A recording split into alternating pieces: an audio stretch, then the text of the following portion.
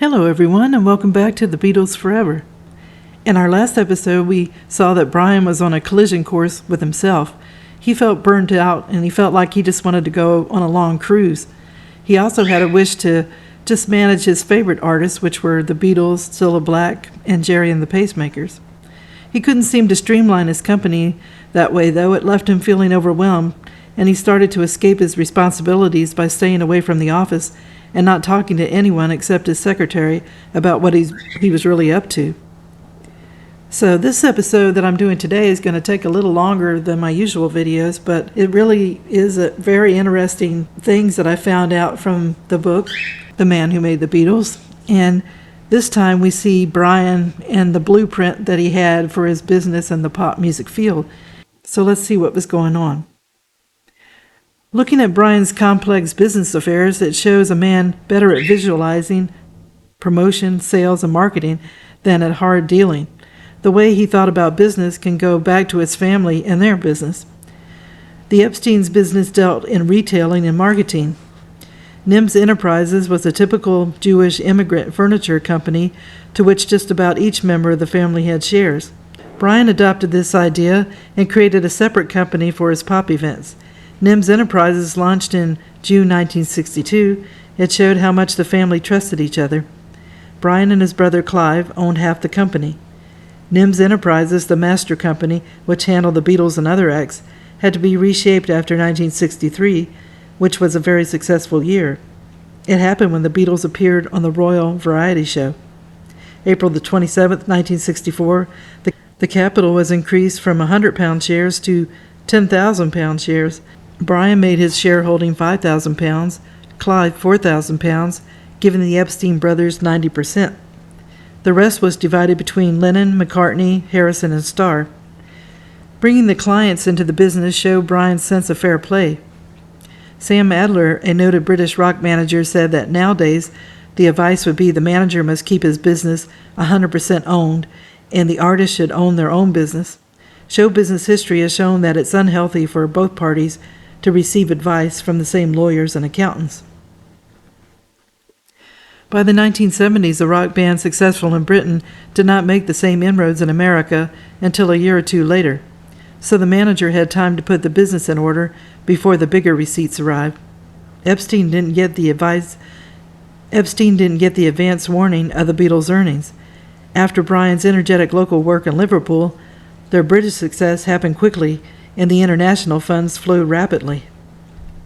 Brian didn't have that help that the managers in the 1970s was a large body of professional opinion and accountancy and law to guide him and maximize his and the Beatles' income.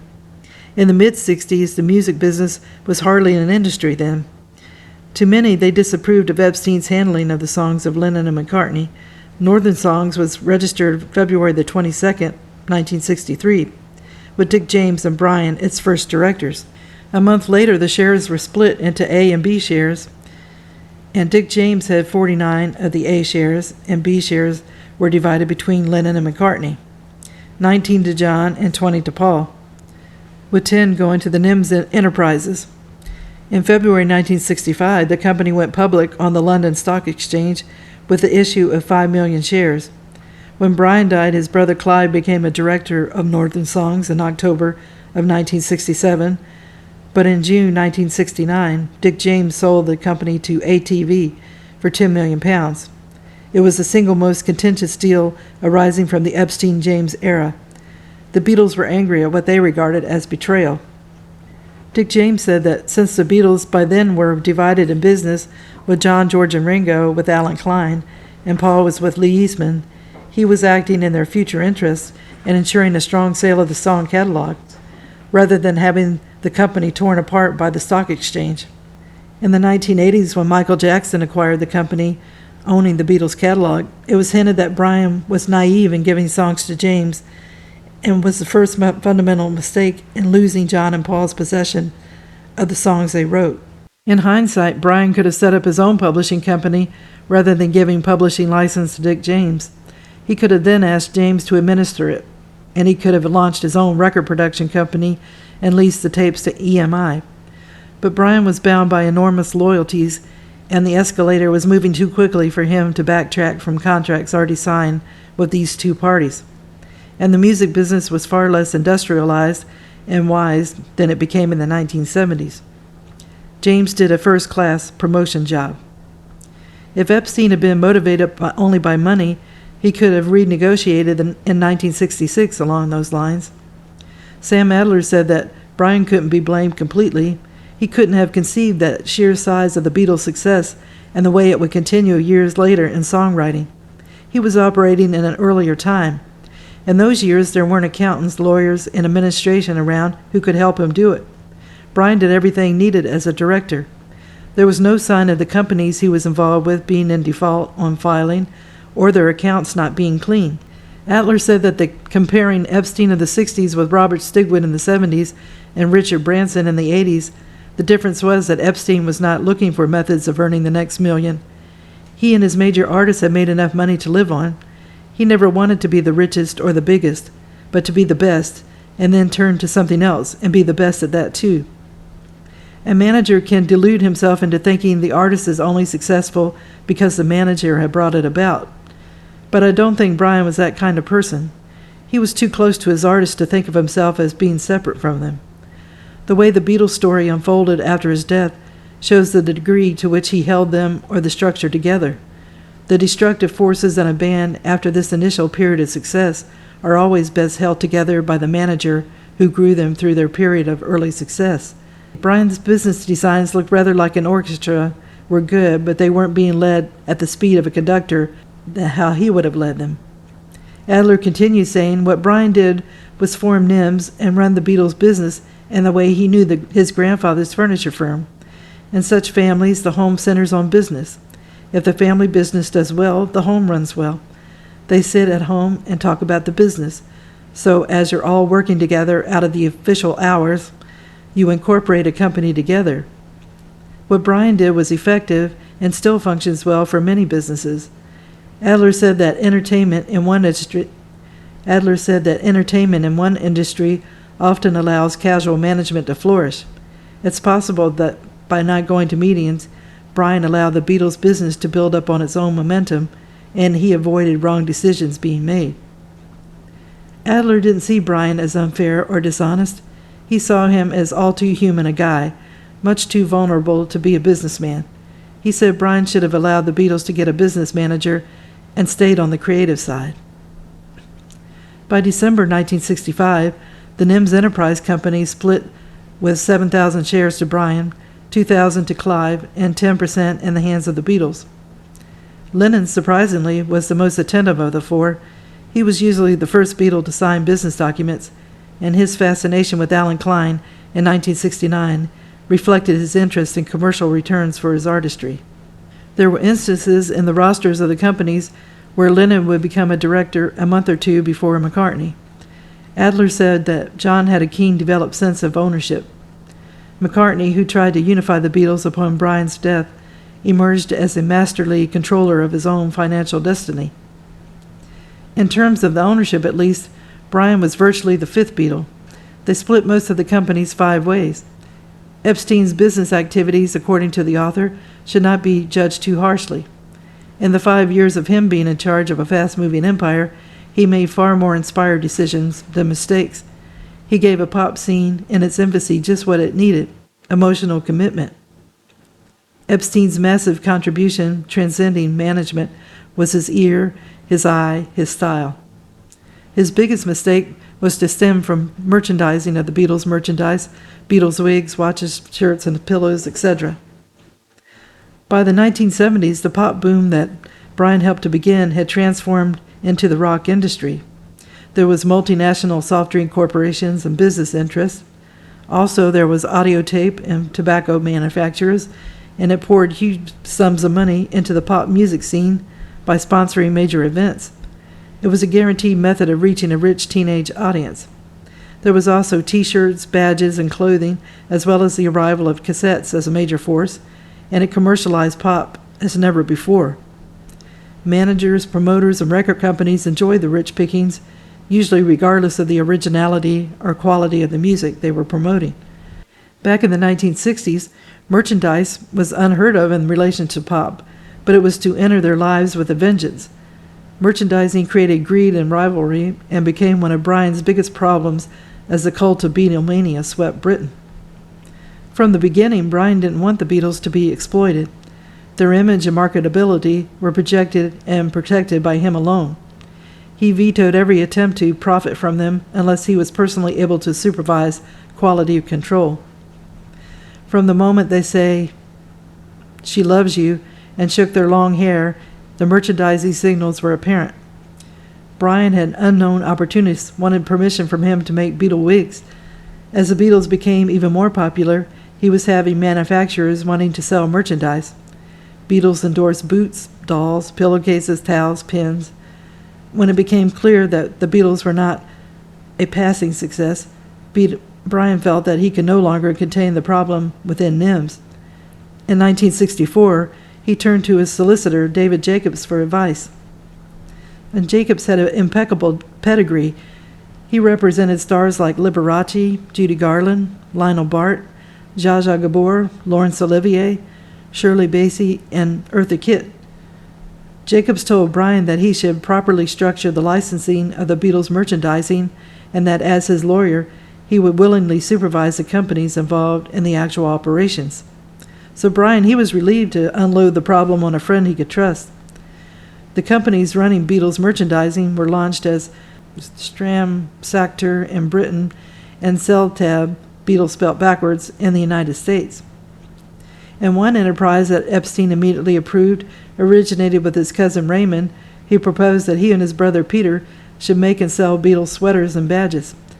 They were licensed for world sales of sweaters and badges, and Brian put an advertisement in the Beatle monthly book and ensured that they would get exposure for their goods in Paris when the Beatles visited the city. But the Beatles weren't that successful in France, and the stores returned the merchandise. And Brian's cautious cousins did not want to risk pursuing their interest in America, and their involvement fizzled out. So needless to say, they lost a little bit of money. Within months, merchandising was a seven-figure industry in Britain alone. Brian would occasionally inquire to Jacobs, and he calmly reassured Brian. To the outside world, Jacobs became possessive about the lucrative offshoots, steadfastly refusing to discuss figures with anyone. But his stonewalling was in a way understandable. Merchandising activities was so vast and so competitive that it needed full-time attention of one lawyer in Jacobs' Pall Mall offices. And there was a deal with Mobil Oil to distribute photographs of the Beatles at garages throughout Australia for a lump sum of £2,000. So that seemed like a small fee as the merchandising and licensing arenas exploded, and companies began to jealously guard their territorial rights. In Liverpool, a bakery was granted a license to market Ringo rolls, and within 2 days, 100,000 were sold as a royalty to the Beatles of a penny each. When the Beatles conquered America, a Blackpool company received orders for 10 million sticks of licorice rock with the Beatles' name imprinted in the center.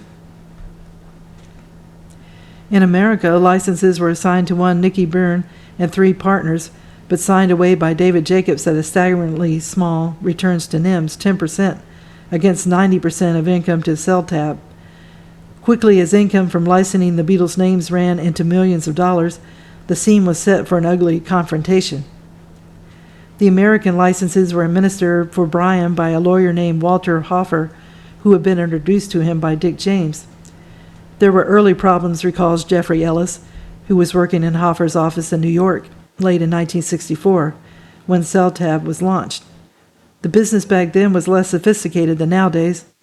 Brian would say, "I don't know anything about this. David Jacobs will handle it for me." When Brian found out about the enormity of the percentage signed away by David Jacobs, he felt sick at heart. He felt he'd let the Beatles down, said Ellis. In reality, he was being critical of himself.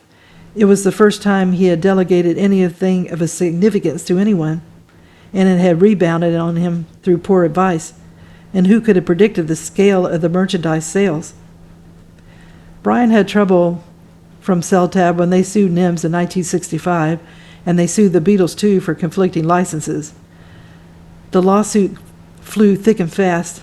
NEMS said that unless Seltaeb agreed to a substantial increase in Beatle percentages, it would attempt to cancel the agreement on grounds that it was inevitable.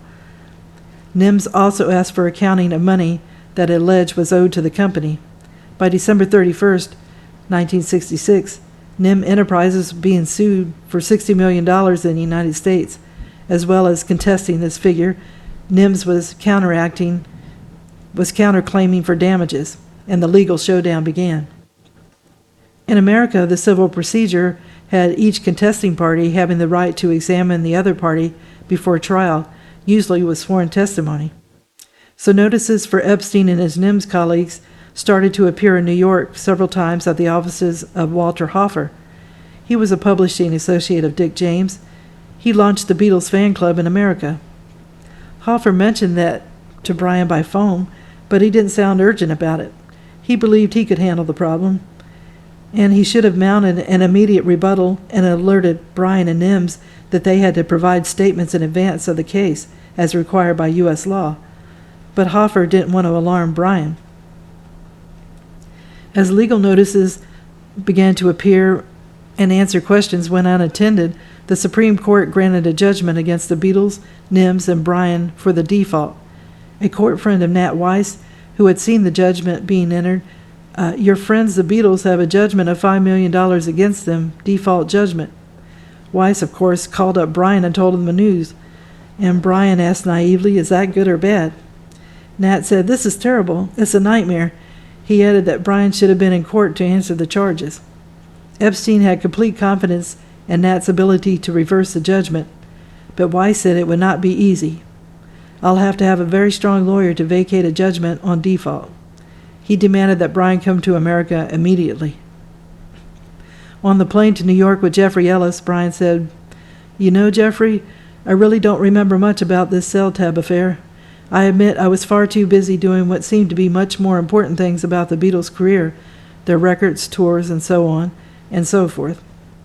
And Ellis said, well, look, Brian, I don't know either. I should have known more about it myself. In New York, Weiss was worried. He said that Louis Nizer would be interested in meeting Brian with a view to handling his difficult case. So this lawyer, he was a short, theatrical man with an office that looked almost like a cathedral. He sat on a raised platform so that anyone entering would have to look up to him. On introduction, the lawyer asked Mr. Epstein, have you read my book? Epstein said, no. Have you read mine?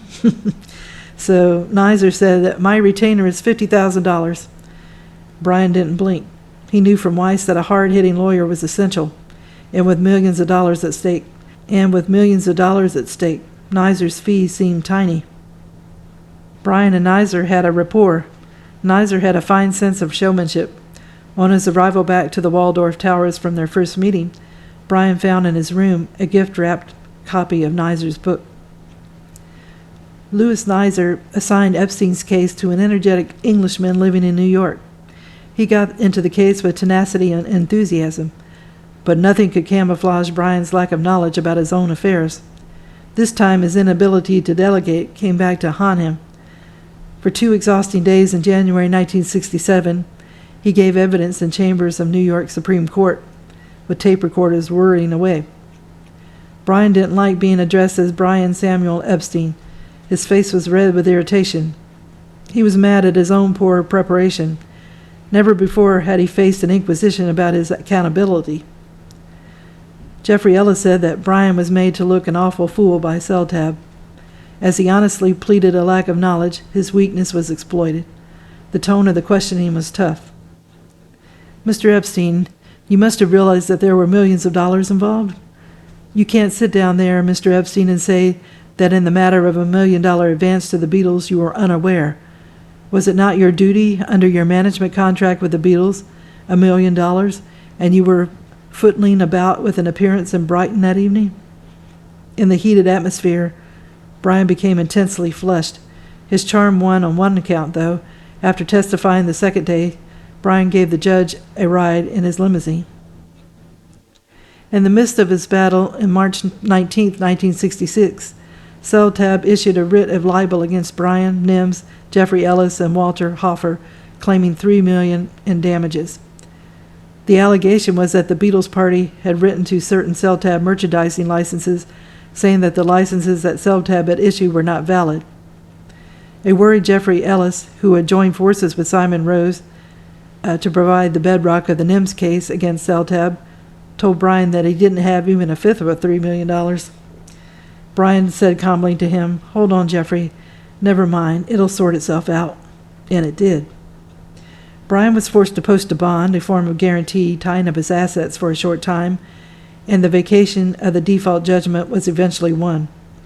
Finally, NEMS paid off Seltaeb with $90,000, and Brian incurred $85,000 in legal fees, which he insisted on bearing personally. The payoff to Seltaeb to eliminate them from the merchandising arena was infinitesimal compared to the potential of millions of dollars that should have accrued to the Beatles and NEMS. It was a triumph for the tenacity of Louis Nizer and Simon Rose. But the merchandising failure cost Brian dearly emotionally. Ellis said it was a very embarrassing, awkward case, and Brian was upset about it.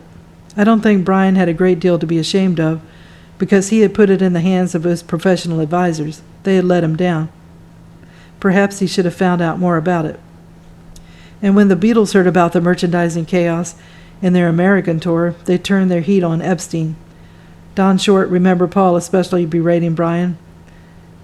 "We should be making millions out of this. It's your fault that the contracts were not signed properly." And Epstein said to Short later, "It's so hard to keep the whole bloody empire going.